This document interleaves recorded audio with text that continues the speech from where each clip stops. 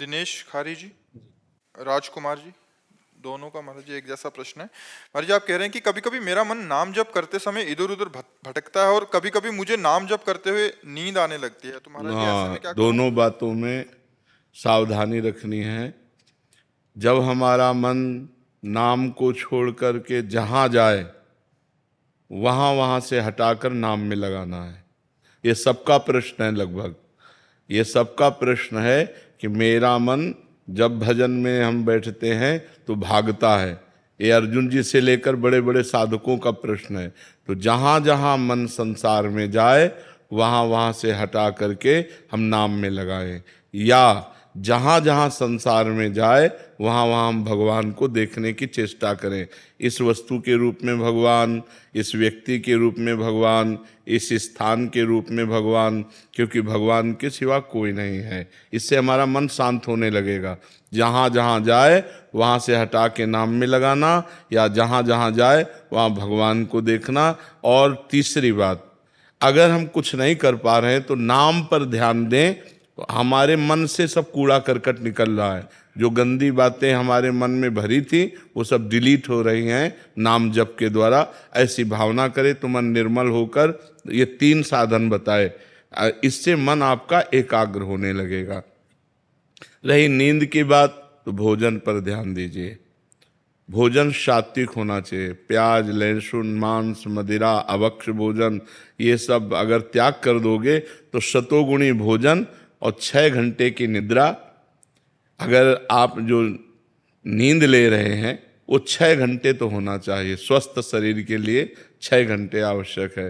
तो अगर आप 10 बजे रात के सो जाएं तो 11, 12, 1, 2, 3, 4 बजे आपकी आँख खुल जानी चाहिए और फिर नींद नहीं आना चाहिए। अगर नींद आती तो खड़े होकर भजन करना चाहिए, टहलने लगना चाहिए, ठंडा पानी रख ले मुख में, ऐसे डाल लेना चाहिए। नींद भजन में नहीं आनी चाहिए। नींद को नींद के समय में अच्छे से दे दो, 6 घंटा सोने के लिए दे दो, और इसके बाद फिर उससे लड़ाई लड़ो। फिर उसको मतलब आलस्य प्रमाद में समय नष्ट नहीं होना चाहिए। जैसे हमें बैठे नींद आ रहे तो हम खड़े हो गए, खड़े भी हमें परेशानी हुई तो हम टहल रहे हैं, पानी मुंह में डाल रहे हैं, मुंह में पानी डाल के मुंह पोंछ करके फिर हम भजन में बैठते। लड़ाई लड़नी पड़ेगी तब नींद पर विजय प्राप्त होती है। तो दोनों साधनों को देखे। मन जो बार बार भागे तो इन साधनों को, और जब नींद आवे तो ऐसे। पर भोजन का सुधार कर ले। तमोगुणी भोजन पाने से फिर भजन में नींद आएगी। बासी नहीं पाना, बहुत लाल मिर्च नहीं पाना, बहुत तेल के नहीं पदार्थ पाने, और ये अभक्ष पदार्थ जो त्याज्य हैं उनको नहीं पाना। इससे सतोगुण बढ़ेगा, सतोगुण से नींद नहीं आएगी। नींद आती है तमोगुण से। निद्रा आलस्य प्रमादोत्तम तत्तामस मुदाहरतम। तमोगुण से ही नींद, आलस्य और प्रमाद की उत्पत्ति होती है, वही हमें परेशान करता है। तो सतोगुणी भोजन पावें और थोड़ा भोजन पावें। अब दबा के यहाँ तक भोजन पाया तो फिर तमोगुण तो हो ही जाएगा। अगर हमारा 8 रोटी से काम चलता है तो हम 5 रोटी में लावें धीरे धीरे। वैसे 24 घंटे में शोध किया गया तो 400 ग्राम अन्न से भरपूर स्वस्थ जीवन चल सकता है। पर अपने देखो, किलो 2 किलो तो एक बार में हो जाता है, सब्जी दाल सब मिला के खान पान। अब पानी चाहिए।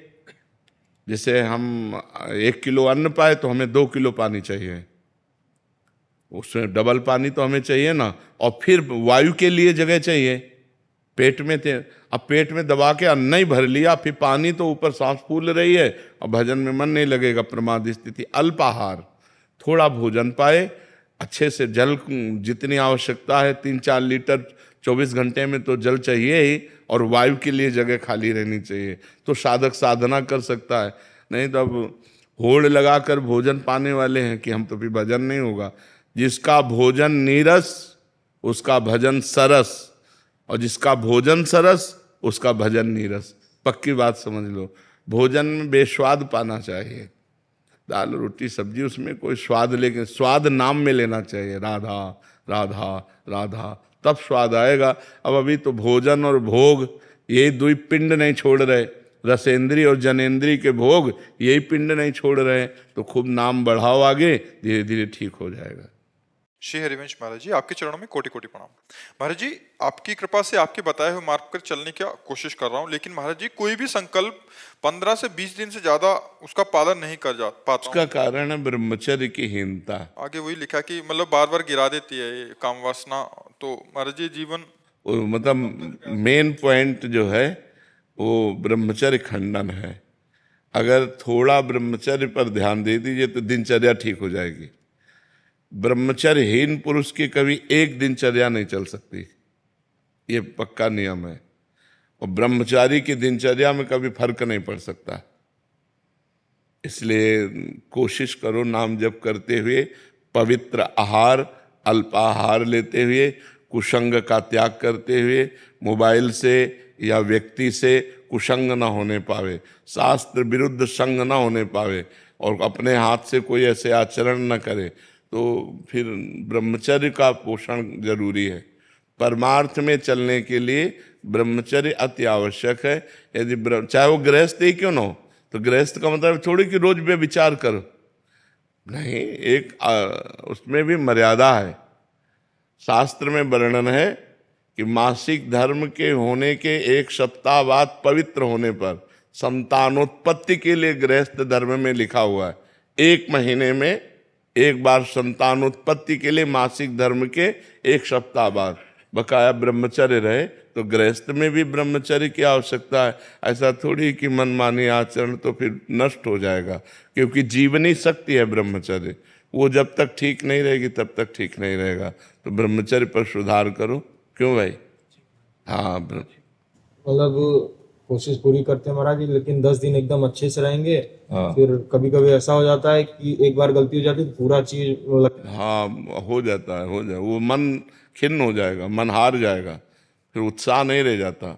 वो आपका ही नहीं, सबका होता है। तो जो हमारे उत्साह को नष्ट करे, भगवत प्राप्ति के मार्ग में उत्साहहीनता पैदा कर दे, उसके प्रति तो बुरा भाव आना चाहिए ना।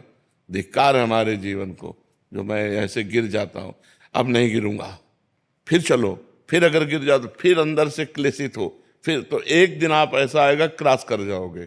और अगर आप हार गए तो फिर परमार्थ से भ्रष्ट कर देगा। जब हमसे गलती हो जाती है तो सीधा हमारे परमार्थ पे अटैक होता है। जो हमारी साधना चल रही होती है वो शिथिल हो जाती है कि यार अब क्या करें, अब तो फेल हो गए। नहीं, हम फिर कमर कसें, फिर आगे बढ़ें। 1000 बार फेल हो जाए तो 1000 बार हम प्रयास करें।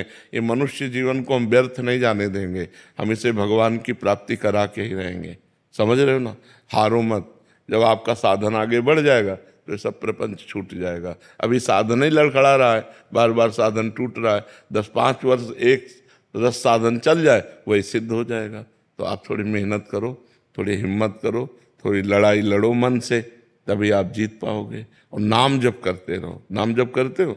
हाँ, नाम जप करते रहो और लड़ाई लड़ते रहो। ये लड़ाई है बहुत बड़ी लड़ाई, पूरे विश्व को चौपट किए यही मन, पूरे विश्व को चौपट किए। मनमानी आचरण भोग बस इसी में लगाए हुए। परमार्थ ऐसे चढ़ाई और पतन ऐसे है, तो चाहे जैसे जल को छोड़ो तो नीचे की तरफ सद से चला जाएगा, लेकिन ऊपर की तरफ चढ़ाना है तो यंत्र की जरूरत पड़ेगी। ऐसे ही मन को छोड़ो, भोगों में चला जाएगा, लेकिन ऊपर चढ़ाना है तो नाम और मंत्र की जरूरत पड़ेगी। जितना नाम और मंत्र जप करोगे उतना ही मन ऊर्ध्वगामी होगा, और जितना आप छोड़ दोगे उतना ही अधोगामी हो जाएगा। इसलिए खूब नाम मंत्र जप करो, और शास्त्र के अनुसार जो निषेध है उसका संग मत करो। पराई बहन बेटी का संग मत करो, मोबाइल से गंदी बातें मत देखो, गंदे लोगों का संग मत करो, गंदे विचारों को अंदर जब आए तो उनको काटो नाम जप के द्वारा, कोई गंदी क्रिया ना होने पावे, तब जाकर हम आगे परमार्थ में बढ़ते हैं। महाराज जी नाम जप करते करते कब नाम छूट जाता है और कब गलत चीज में लग जाते हैं महाराज जी, इसका पता नहीं। हाँ, एकाग्रता भी समझ नहीं पाई ना, नहीं तो 1 सेकेंड की भी हरकत को पता चल जाता है मन की। जब आप एकाग्र होंगे ना, अंतर्मुख होंगे, तो 1 सेकेंड के मन गया। अभी प्रमाद स्थिति है, इसलिए अभी मलिनता है, इसलिए पकड़ नहीं पाते हो, और नाम बढ़ाओ। फिर भी अपने को सौभाग्यशाली मानते हैं कि आपका सानिध्य प्राप्त हुआ, नहीं तो पूर्व कर्म तो बिल्कुल मतलब कब के खत्म हो चुके होते महाराज। हाँ बिल्कुल, नहीं, आप हिम्मत करके चलो, जीतना है, हारना नहीं। ठीक है, आप हिम्मत करें।